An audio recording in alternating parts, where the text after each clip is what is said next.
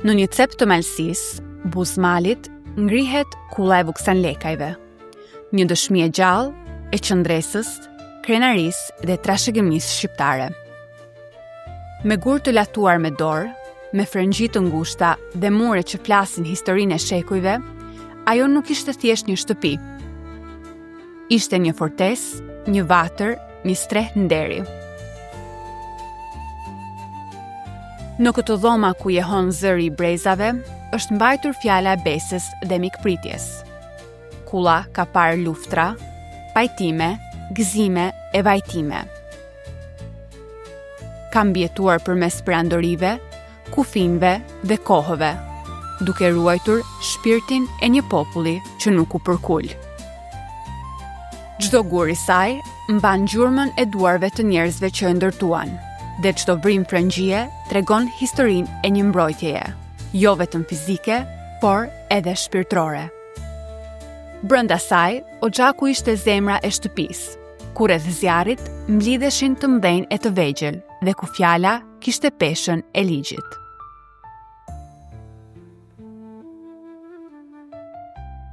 Sot, kulla e Vuksanlekajve qëndron ende si një monument i gjallë i identitetit shqiptar në Mal të Zi.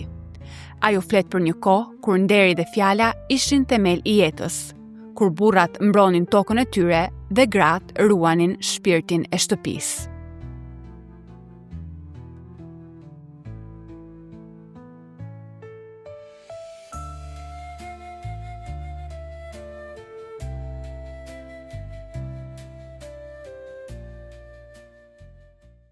Kjo kullë është kulla e Vuksanlekës. Vuksanleka ka pas 5 vjen edhe ka jetuar këtu.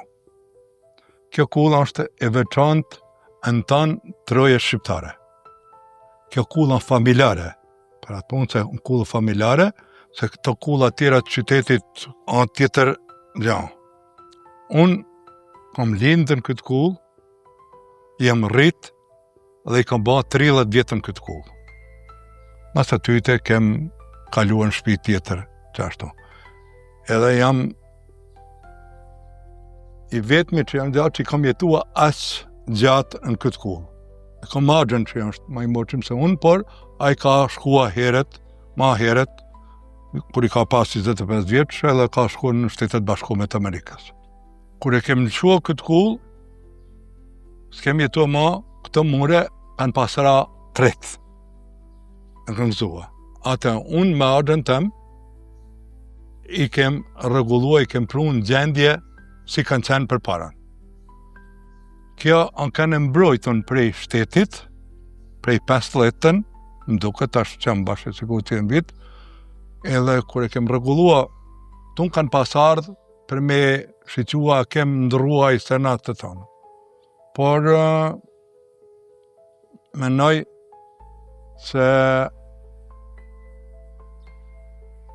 është rregullua në gjendje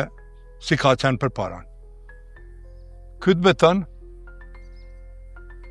e kem rregullua na për me jetuan këtë, se jem kënë si familje që na dash me jetua. Unë e maj men se këto shkalla kanë qenë shkalla gurit, kretë të rregullume. Kjo ka qenë e shtrume me rasat gurit, edhe që ashtu kemi jetua në ta. Kulla ndodhet rreth malit në Lecit, tani ndodhet pra në katonin Vuksanlekaj. Vetë katoni Vuksanlekaj si katon, ka lind aty ka fundi i shekullit të 18, pra themelues është vetë Vuksanleka me familjen e tij, në atë mënyrë që edhe vetë katoni apo fshati e me remnin e tina. Pozicioni i katonit, konkretisht edhe i kullës në katon, është i lidhur me burimin e krevenisës jo larg,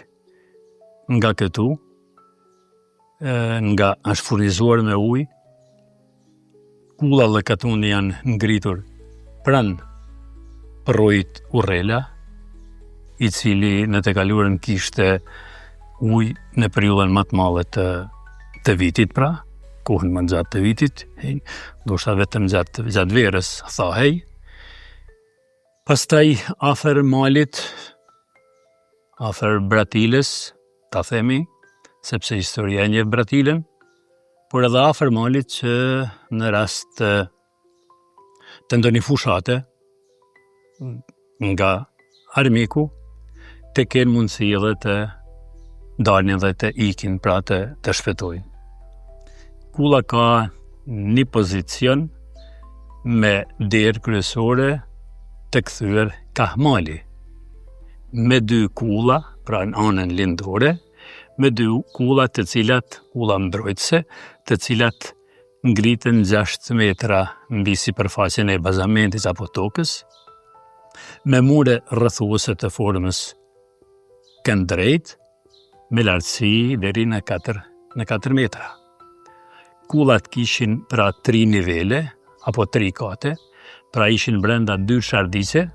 të cilat i ndanin katet, dhe çdo kat pra kishte atë përveç funksionin e interierit si çdo hapësirë, kishte edhe funksionin mbrojtës, sepse gjithmonë rrethet për sark harkut të kullës, nga jashtë ndodhen frëngjijat. Pra historikisht e dim se kush është roli i frëngjisë, apo i frëngjijave, pra kanë funksionin mbrojtës në rast të sulmit. Edhe muret, pra që rrethojnë brendin e kalas, të themi, apo të kullës, kishin 2 nivele dhe qartë tani mund të shifen 2 nivelet e frëngjijave apo drittarzave, nga të cilat pra ata të cilët ishin brenda të rrethuar mbronin veten, pra dhe mbronin kullën. Që është karakteristike sikur edhe të çdo kull tjetër, por edhe kalat ma famoze, kanë edhe daljen emergjente.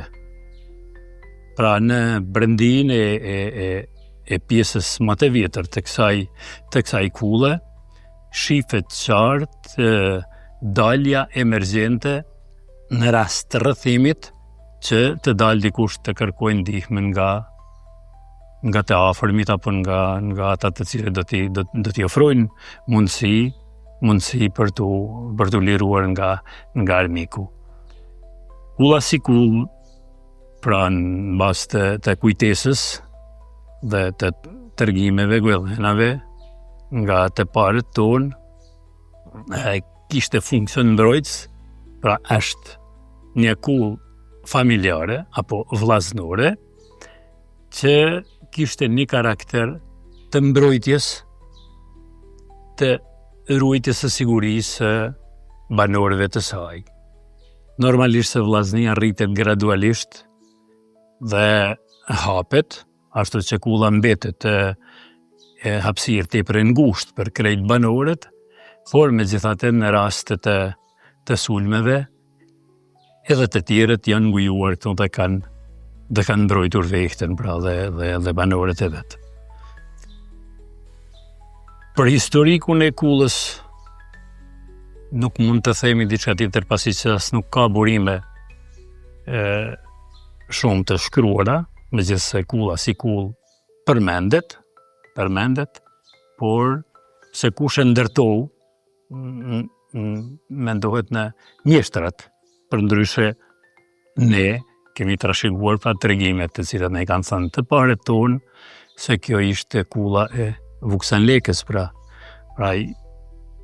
dhe ai është i pari i cili përmendet si pronari i kësaj kulle. Farë asocion atë se kullën e ndërtoi ai, pra, sepse është edhe kulla emërtohet me emrin e tij.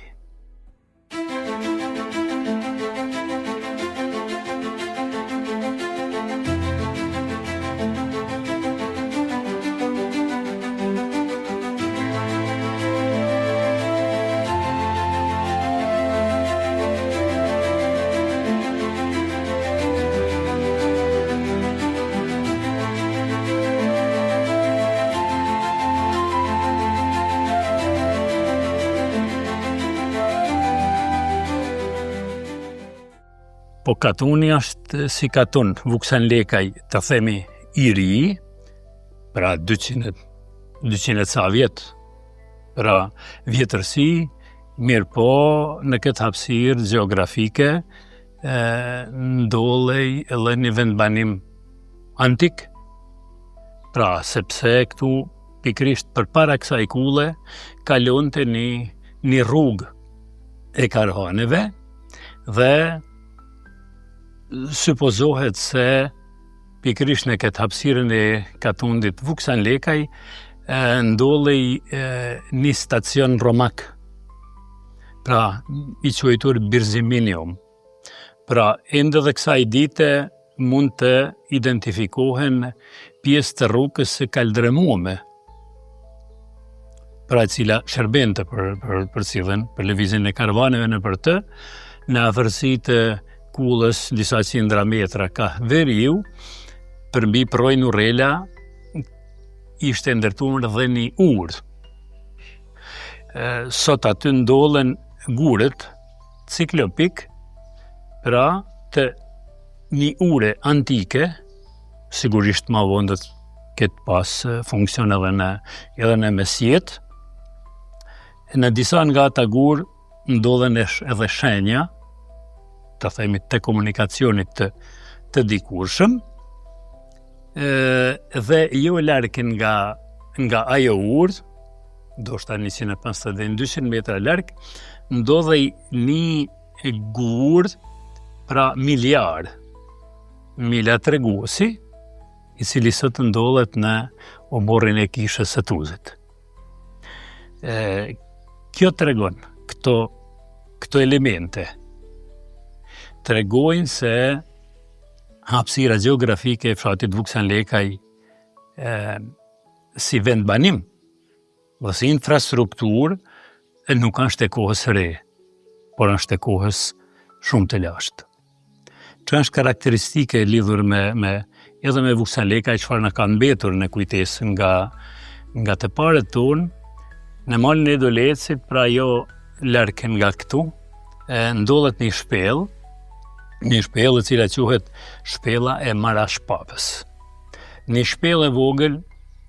për të cilën janë thurur legjenda se në kohën e perandorisë otomane në atë shpellë celebroheshin meshët. Pra për shkaqe normalisht të zhvillimit të ekspansionit të një perandorie otomane, popullata katolike ishte në represion, në presion, e uzurpuar për të pasur objekte ku ta celebrojnë, pra meshën, shenjte, dhe pra në kujtesën tonë ka mbetur nga të paret tonë nga pleqet se në shpellën e Marashpapës janë thënë mesht, pra normalisht në ilegalitet, pra mesht ilegale. Çka është karakteristike tjetër që këtë stacion romak, por normalisht besoj se edhe mesjetar, e karakterizon edhe rruga, pra që ma pare përmendëm se kalon pikrisht përpara kullet, ajo rrugë vjen në për qafën e Unglit, pra nga zona e Ploçës dhe më tutje kronit të Helmit, dhe thuhet, sepse ekzistojnë gjurmat, se rruga antike kalonte përgjatë brigjeve të licenit të Shkodrës dhe për qafën e Unglit kalonte në këtë zonën e fushore, pra të bazenit e licenit të Shkodrës. Dhe çka është karakteristike se rruga antike nuk kalonte përmes kësaj fushgrupe të licenit të Shkodrës, por kalonte gjithku përgjat për buzë, për rronzat e malit, pra të Dolecit, të Vratiles, të Deçiçit, dhe ashtu vazhdonte deri në Tuz, dhe pastaj merr drejtimin në drejtimin e Podgorisës së sotme. Këto elemente infrastrukturore, edhe antike, por edhe mesjetare, janë të lidhura pikrisht me këtë stacion antik, ndoshta edhe mesjetar. normalisht se historia zhvillohet, agresione zhvillohen, pushtuesit e ndryshëm janë ndruar në këto trojet tona dhe gjithherë kanë rënuar, kanë shkatruar çfarë ka mbetur një trashëgimi e varfër, sipërfaqësore, por besoj se në nëntokën tonë ndodhen shumë gjurma të antikitetit, pra apo shumë gjurman që na tregojnë për lashtësinë tonë. Kur themi lashtësinë tonë, nuk mendoj vetëm në vllazninë tonë, por në përgjithësi të malësisë dhe të shqiptarëve në këto troje. Pra ato janë rrënjët tona pra ndodhen në nëntokën tonë dhe normalisht në këtë drejtim nuk është bërë shumë që ato rrënje të nxirren në sipërfaqen e dheut. Kulla në Vuksanlekaj, sipas dokumentacioneve, spakut sipas Robert Elsit, është e shekullit të 18, ku Vuksanleka vendosi që të vendoset këtu në këtë vend dhe ta themeloj familjen e vet dhe ta krijoj një bashkësi familjare dhe në dokumentacionet e asaj kohe flitet se ky njeri kishte fituar një status të veçantë social dhe vendbanimi në përgjithësi Vuksanlekajve kur nuk është shënuar si një vendbanim në veçanti. Ky shënohet thjesht të fillim të shekullit të 20, por fal statusit të familjes që kishte themeluar Vuksanleka, njihet çdo herë së paku të relacionet e konsujve austriak, francez si dera e Vuksanlekajve. Dhe ky është më shumë një status personal se sa një status i një vendbanimit të caktuar. Tani, periudha e vitit 1780, kur mendohet se Vuksanleka ka renovua këtë kull, edhe pse Pashnikër dhe Shober në shkrimet e tyre thonë se kjo fortesë mund të ketë shërbyer në të kaluarën edhe si stacion rrugor, meqense se sipas mendimit të tyre, Birziminjumi nuk është aty ku ishte para përcaktuar në Podgoricë, po pikërisht në këtë zonën ku jemi ne tani. Dhe përveç këtij konglomeratit të kullës, siç dihet që janë edhe varresat, janë edhe shpella e Marashpapës, janë tumujt i lirë, është rruga, njëra ndër vijet e rrugës e cila lidh Shkodrën me Duklen, dhe të gjitha japin se kjo hapësirë ka qenë mjaft e fragmentuar nga karvanet, nga kalimet e njerëzve dhe si e tillë mund të ketë shërbyer në të kaluarën edhe si han, mund të ketë shërbyer në të kaluarën si vend stacion, mund të ketë por nga familja në përgjithësi edhe si vend strehim dhe vend ku kanë banuar, por edhe prej cilit janë mbrojtur. Se jemi vend rural, duhet kemi parasysh se nuk është shënuar në të kaluarën shumë për këtë vendbanim, më shumë për njerëzit të cilët kanë jetuar dhe të cilët e kanë themeluar këtë kull, e kanë themeluar këtë familje deri në Vuksanlekës, siç janë Hasanika, Vuksanleka më parë, Hasanika, Mirash Hasi, të gjithë ata të cilët përmenden Dedi Gjoni, të cilët të cilët përmenden në relacione, në memorandumet, njerëz të cilët kanë lëvizur gjithandej, të cilët i kanë lidh endin e vet me paraardhësin e tyre. Vuksanlekajt në përgjithësi fillojnë të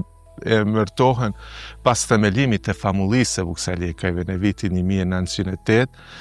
dhe prej atëherë kemi një, si më thon, në kontinuitet emërtimin për Vuksanlekaj. Kulla është stilit, si që kemi parë, si që kemi konsultuar edhe me të shekullit të 17, të 18 është unike për sa i përket zonës, jo vetëm në malësi, por edhe ndoshta edhe me gjerë, qenie fortifikes të jetë në pjesën fushore, duke pas parasysh se jo larg këtu janë majet të cilat janë më të larta si Helmi, si Doleci, Bratila, të cilat janë me këtë geostrategji mund t'japin ma shumë mundësi për mbrojtje dhe për të shpalosur, si më thon, atë energjinë e atij popullit për një gjë për çfarë duhet të jetë dhe funksioni i saj. Kjo, si që shihet, është domethënë një lartësi prej 3 deri 4 metrave, rreth gjatësi diku rreth 40 metra me 2 tabla. Këto tabla diku në të kaluarën janë quajtur edhe si janë mbështetur edhe para arsit dhe pronarit, njerit të ndërgjyshët e para arsit, Franlulit, tablat e Franlulit, sot është në pronën të familjes së Franlulit, dhe si e tillë, domethënë edhe ata janë përkujdesur që ta forcojnë, që janë përkujdesur që t'i japin asaj një përftyrim dhe një imazh, si më tha, pak më të ri, më të bukur, por duke ruaj veçoritë e saj të cilat i ka pasur në të kaluarën. Kjo ka shërbyer tërë kohën si vend banim, si kullë banimi deri në fund të viteve të 10-ta, deri kur është vendosur familja. Duhet të them këtu se kjo kullë është vendosur në mbrojtjen e vitin 1950 në listën e të mirave materiale. Aty është thënë një pasaktësi së kohës se në këtë kullë gjatë luftës së parë botërore ka shërbyer edhe si kamp. Dhe me qenë se kemi edhe ato varrezat e të vdekurve në kampin e Vuksanlekajve gjatë luftës së parë botërore në kohën e Austro-Hungarisë, kampi kur nuk ka qenë i vendosur në këtë kullë, kampi ka qenë i vendosur në drejtim nga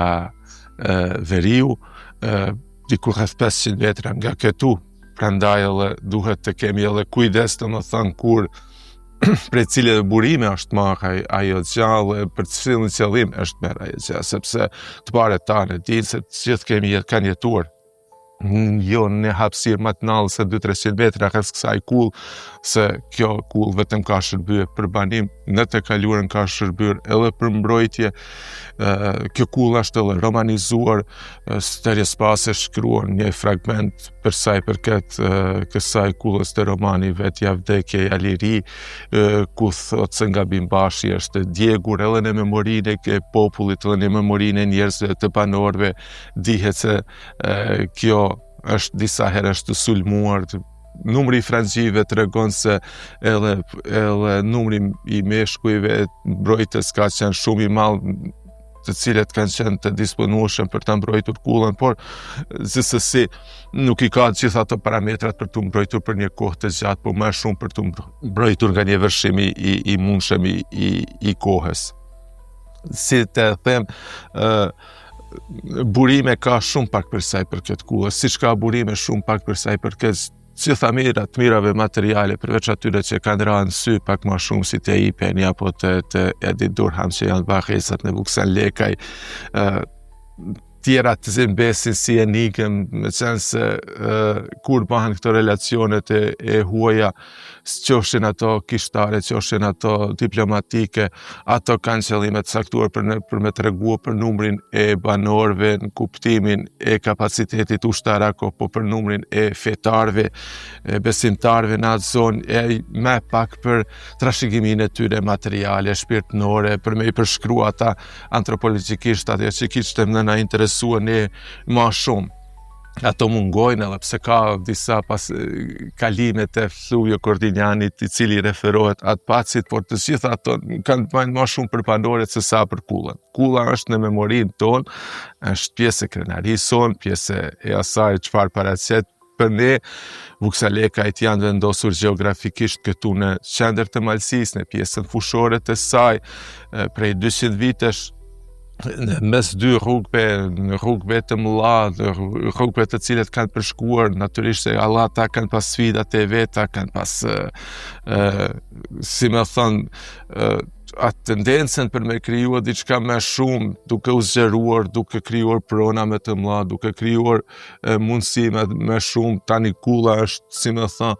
edhe e valorizuar një farë mënyrë edhe nga komuna e Tuzit, prej momentit që kemi komunën, në këto hapësira organizohen edhe aktivitetet të shumta kulturore. Prej 2-3 vitesh kemi edhe aktivitetin për sa i përket filmit. Kjo është edhe, si më thënë, komuna nuk kujdeset për mirëmbajtjen e saj, por e valorizon si objekt i cili ka atë vizualitetin e saj, kurse familja është ajo e cila i ka dhënë gjitha ato kontributet që të organizohet në këtë vend këto aktivitete kulturore.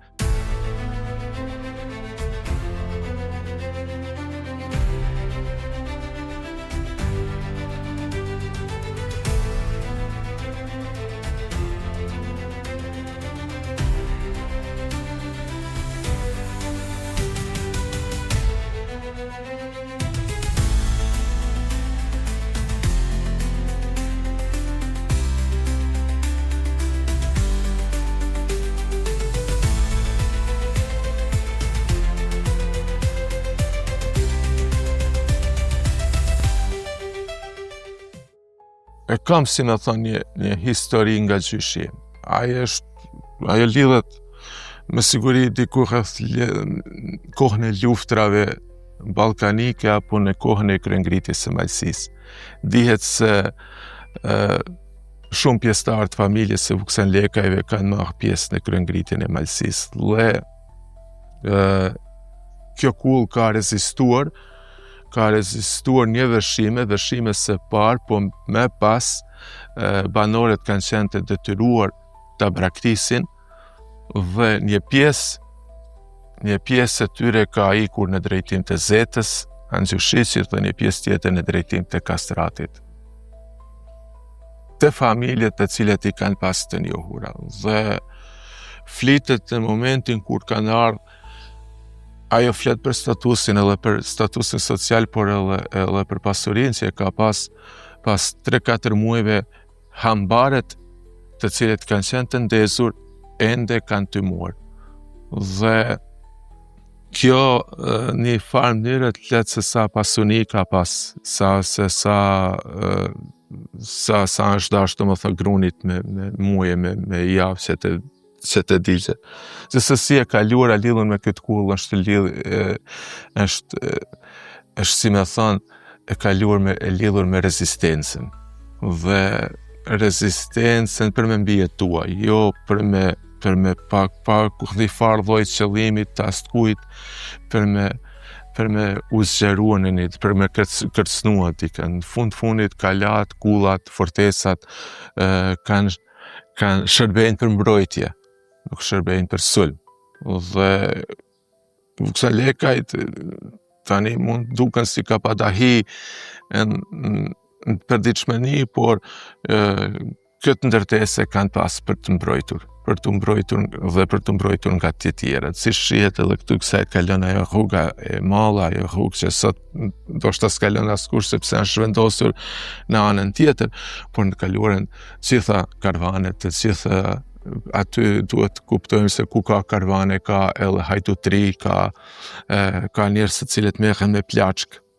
Prandaj është dashur të sigurojnë ata, është dashur që të kujdesen ata, se të parët e kësaj kulle kanë pas edhe titullin Gëxhali, Pylikbash, Vojvod, gjithë ato janë tituj të cilat janë honorifik, por janë edhe tituj administrativ, dhe në pas të saj edhe duhet kanë pas më siguri edhe detyrimet e veta për të mbrojtur karvanet, për të mbrojtur udhëtarët, kalimtarët, por edhe vendasit. Vuksanleka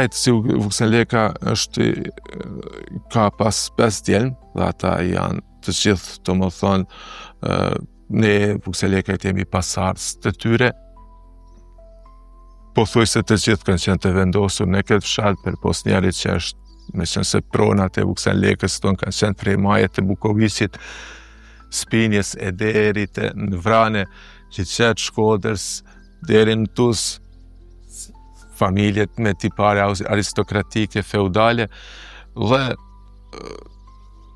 këto, si me thot, kaluamjet të cilat kanë bajnë ata çka kanë përjetuar vukselekajt na I ndjejmë, jo vetëm nuret e kësaj kulle, po edhe lkurën tonë, ndërgjegjjen tonë, vetdijen tonë. Ato janë edhe si me thënë histori vogla personale, njerëzve të caktuar, të cilët në momente të caktuara mund duken edhe si të parëndësishme, po të cilët kanë krijuar edhe identitetin tanë, kanë krijuar frymëzimin tanë, kanë krijuar atë personalitetin të cilin e kemi ne sot. Dhe CSC ndoshta ata të cilët unë I kam shkruar një roman në cilin I kam përkushtuar vukselekajve dhe jam munduar një farë mënyrë që ato që I kam të shuar nga qyshrit e mi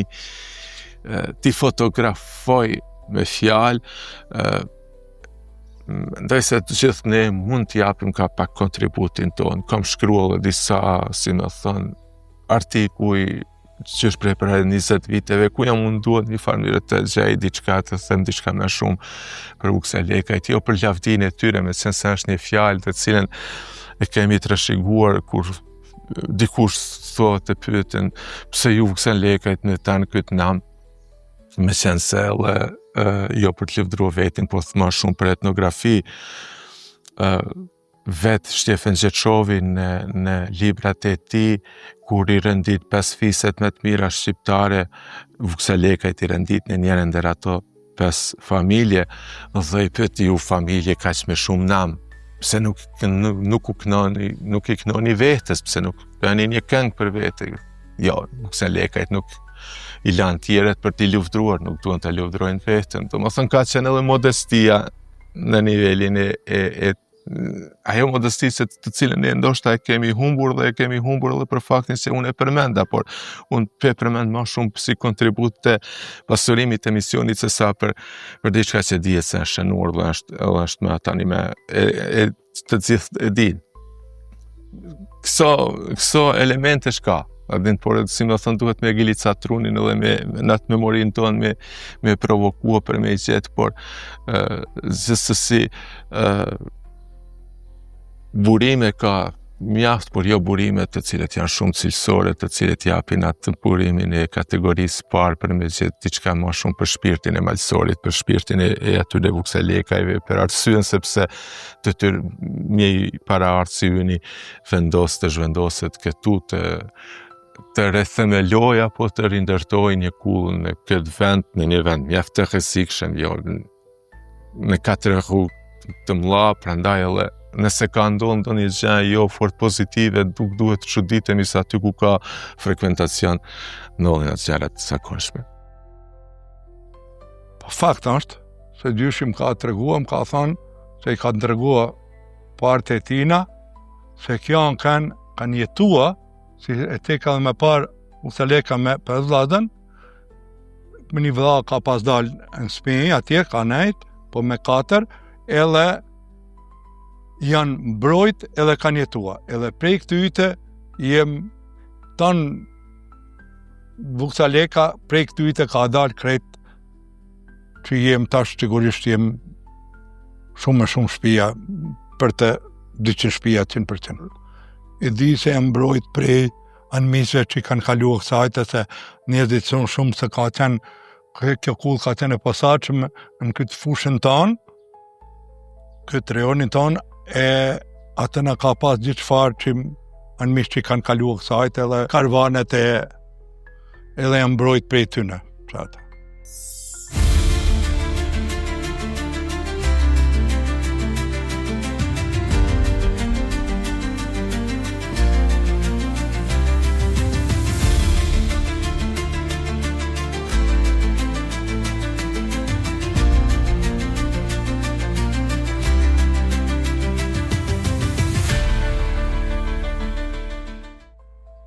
Unë rritëm në këtë punë që kam lind këtu, edhe jam rrit këtu, këtë kull, kjo sa vetëm kulla eme, por në kulla e tanë vukselekës, edhe kulla e tanë malësisë.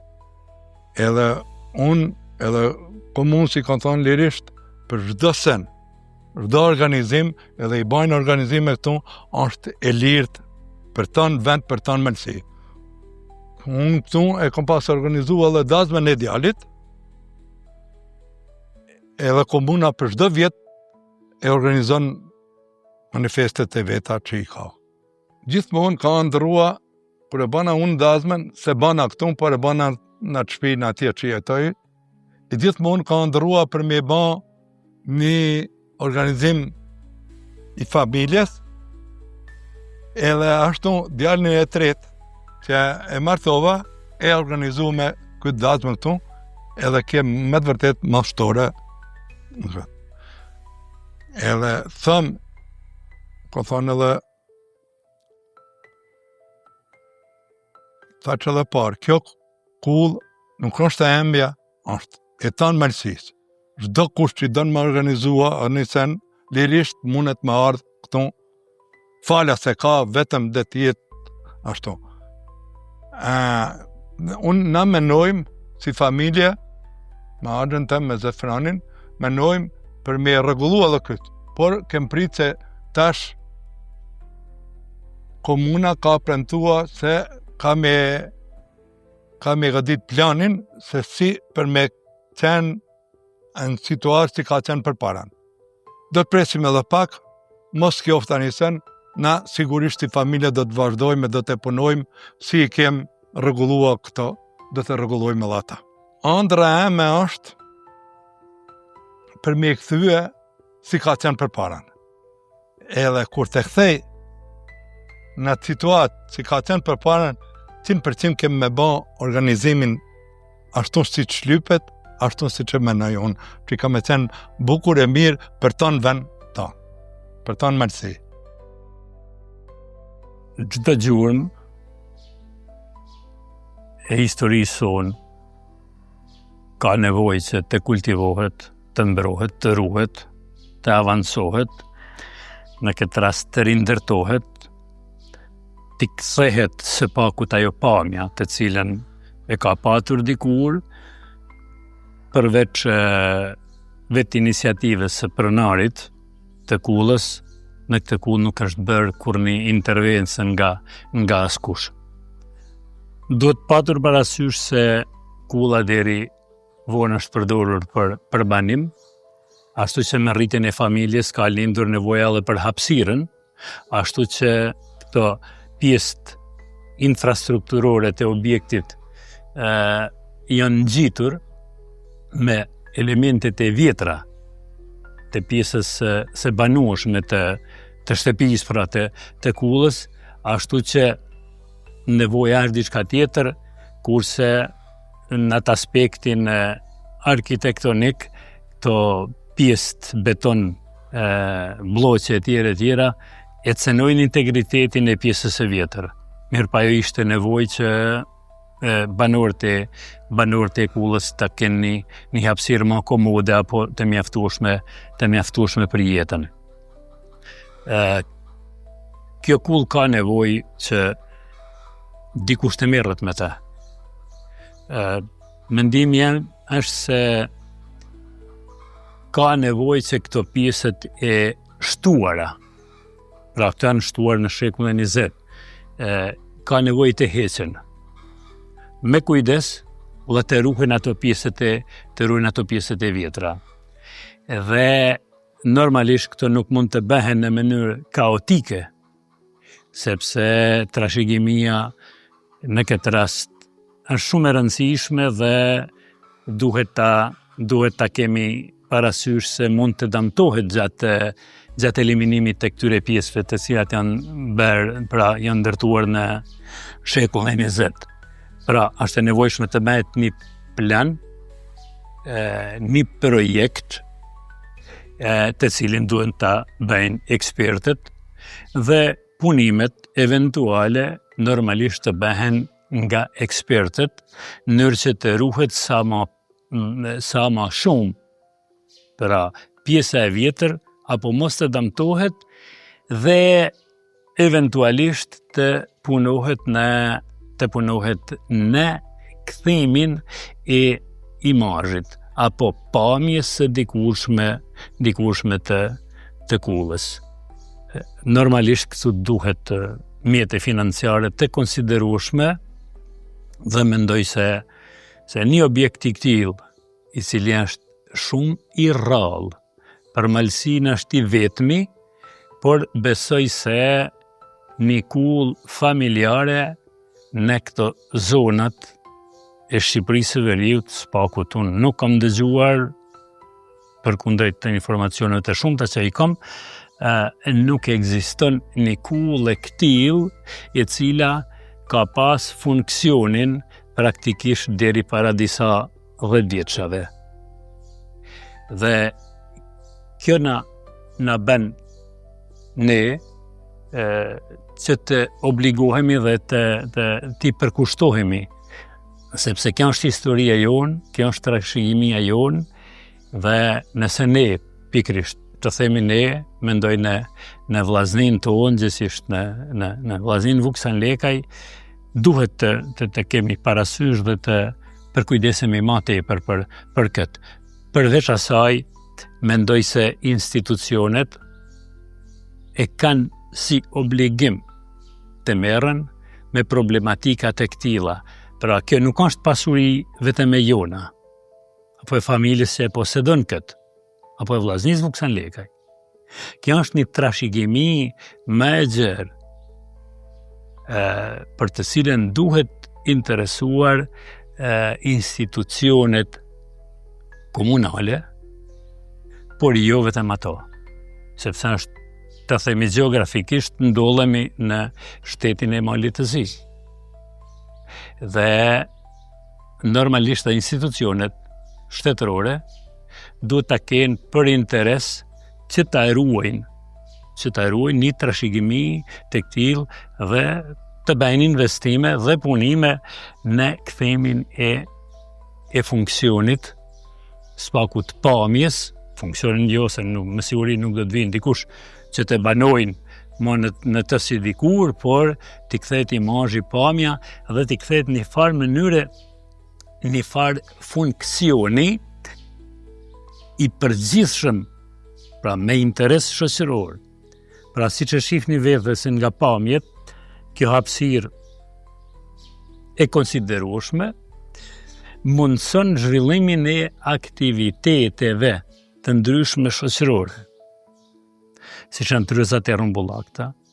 mbrëmjet letrare, shfaqjet e ndryshme qoftë teatrore apo filmike, takime për të rinjt, takime me diasporën, e tjera, dhe ku ma mirë mund të bëhen ato aktivitete se aty ku me kontinuitet jeta ka filluar dhe ka vazhduar dhe vazhdon edhe sot. Pra praktikisht jem hi në shekullin e 3 të funksionimit të këtij objektit, pse të humbet ai kontinuitet i jetës, në atë mënyrë t'ia kthejmë kontinuitetin e jetës me aktivitetet të përgjithshme. Kjo është mendimi im dhe besoj se ky objekt, kjo trashëgimi e meriton një përkujdesje të veçantë. Unë mendoj se çdo trashëgimi materiale, por edhe shpirtërore, është për interes të ruhet. Por ky si objekt, besoj se është mallor, jo është për Malsinë, por edhe me zerë. Po ashtu siç i shohim gjithandej kur vizitojmë museumet, kur vizitojmë shtëpitë e ndryshme të njerëzve të mëdhenj nëpër Evropë, ku janë pjesë e hartës turistike, ku janë pjesë e referencës, ku nëse shkon në atë vend, nuk mundesh e mos të kalosh e mos ta vizitosh, që të pasurohet me të gjitha ato të cilat ndoshta edhe në mënyrë ndryshe, jo vetëm me ato element tipik etnografik që të na bëjnë gjithë neve, që ta vizitojmë edhe të frymësohemi prej saj, të frymësohemi prej mureve të saj, të mësojmë se çfarë flet ajo. Me siguri në të ardhmen teknologjia do ta bëjë vetën dhe do të kjo arhitektura me teknologjinë gjithnjë më shumë kombinohen. Kur të shohim këtë kull që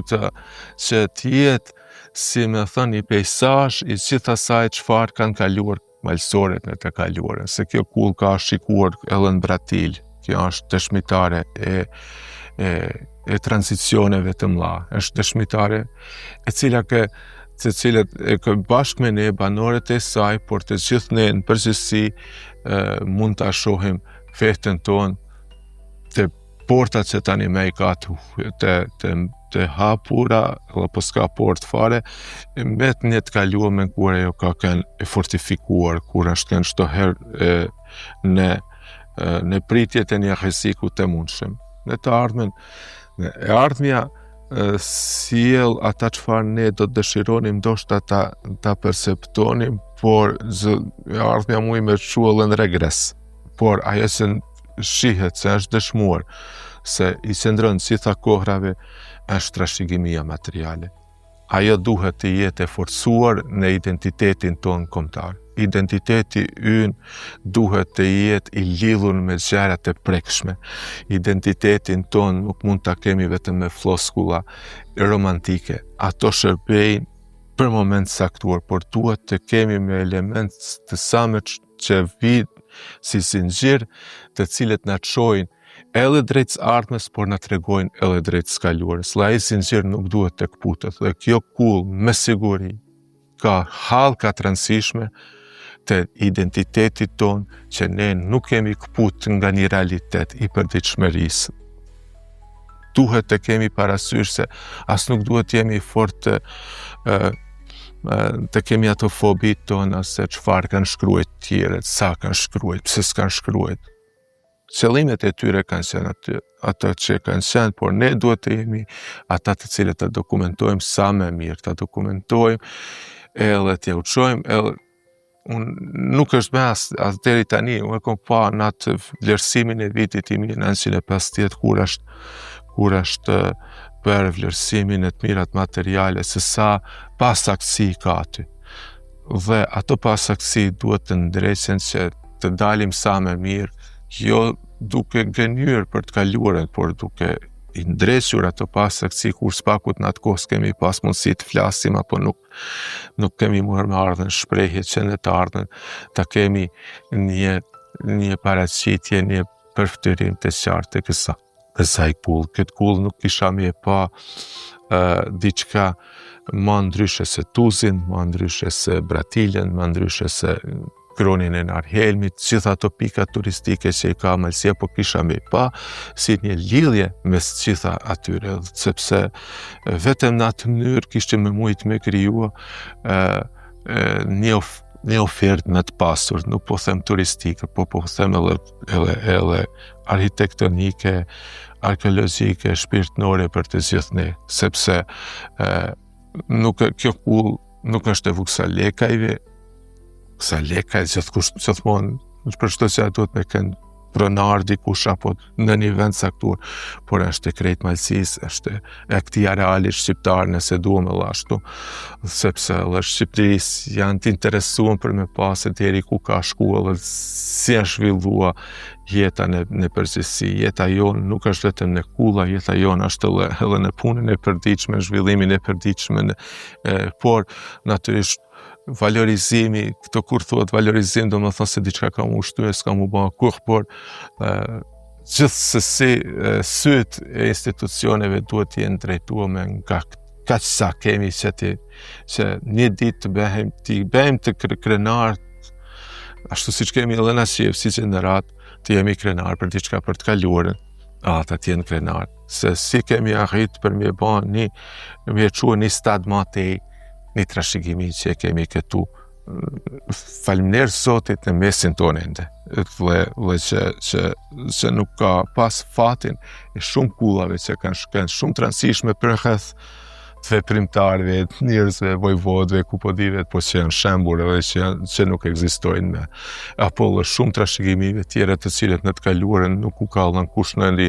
rëndësi të veçantë, me qenë se janë menduar vetëm si grumbull i gurç apo gurt lelluam, por ato shjetës ato janë ai bëlmeti skaluar me son, gjithë ato duhet të ruhen, duhet të ruhen dhe duhet të krijohet si me presion i fortë në ruajtjen e tyre. Kulla nuk është vetëm një ndërtim, është kujtesë e qëndresës dhe e dashurisë për tokën, është rrëfim i brezave që refuzuan të harrojnë kush janë. Në heshtjen e saj, ajo flet më fort se çdo fjalë, për të kaluarën që s'duhet harruar dhe për të ardhmen që duhet ndërtuar me të njëjtën forcë, me të njëjtin shpirt.